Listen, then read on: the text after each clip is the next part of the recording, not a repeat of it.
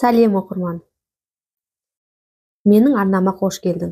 Мен бүгін айран жайлы сіздерге өз білгенімді бөлісіп отыратын боламын. Ендеше кеттік.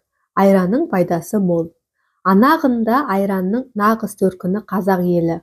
Айранның құрамы сүтке ұқсағанымен, ұйытылған соң пайдалы дәрумендерінің саны анағұрлым арта түседі.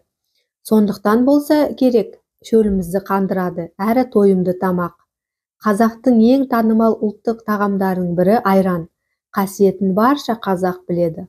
Кешкі астан соң міндетті түрде бір кесе айранды тұтынған. Бұл асты қорытуға көмегін тигізеді екен. Кішкентай нәрестелерге дейін айран берген.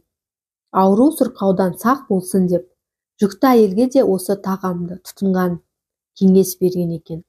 Кез келген тағаммен бірге қонақ алдына да ағарған айран ұсынған. Бұл қонақжайлылықтың белгісі. Осылайша қазақтың дастарханынан айран үзілмей келеді. Ұзақ жолға шығар кезде айранның рөлі ерекше болған. Тіпті үйге жылан кіргенде де басына ақ құйып шығарып салған. Ғалымдар аты суық ауруларды да осы айранымыз емдегенін айтады. Емдік қасиеті мол сусынды жақтырмайтын адам ағзасы жоқ. Бұлай деп отырғанымызда сол сүтті ұнатпайтын адамдар да кездеседі. Себебі олардың ағзасы сүт құрамында кездесетін лактоза деген элементті көтере алмайды. Салдарынан ішкебу, дисбактериоз сияқты аурулар пайда болады. Ал айранның мұндай реакциясы мүлдем жоқ.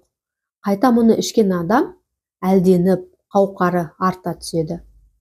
Құрамында пайдалы дәрумендермен қатар калий мен кальций бар. Бұлардың қандай рөл атқаратыны да белгілі.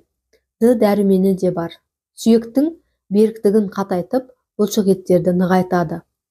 Бұл аз десеңіз, асқазан жолдарын емдеп, ішек ауруларын жазады. Көздің көру қабілетін арттырады. Ал А дәрумені тері қабатының жұмсақ әрі әдемі болуына жағдай жасайды.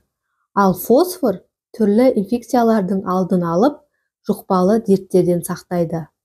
Айран әрдайым диетологтардың кеңес беретін ас мәзірі. Құрамы күрделі болғанымен, соңы семіздікке алып келмейді. Себебі ағзаға түскен айран өзге тамақтарды қорытуға белсенді. Айран ұйқысыздық дертінің де алдын алады, яғни жүйке жүйесін де емдейді. Тіпті ота жасалған адамға да айран ішкізу. Бұл ағзаның тез жазылуына әкеледі. Ал қыз келіншектер айранды косметикалық бағытта да пайдаланады. Бетке жағып, 15 минуттан кейін жуып тастау әжімден сақтайды екен. Бұл нәрлендіріп қалпына келтіреді. Ал сіз күнделікті айран ішесіз бе? Және айран жайлы қандай өздеріңіздің ой пікірлеріңіз бар? Комментарияға жаза кетіңіздер. Сіздермен болған Сәуле, қош сау болыңыздар.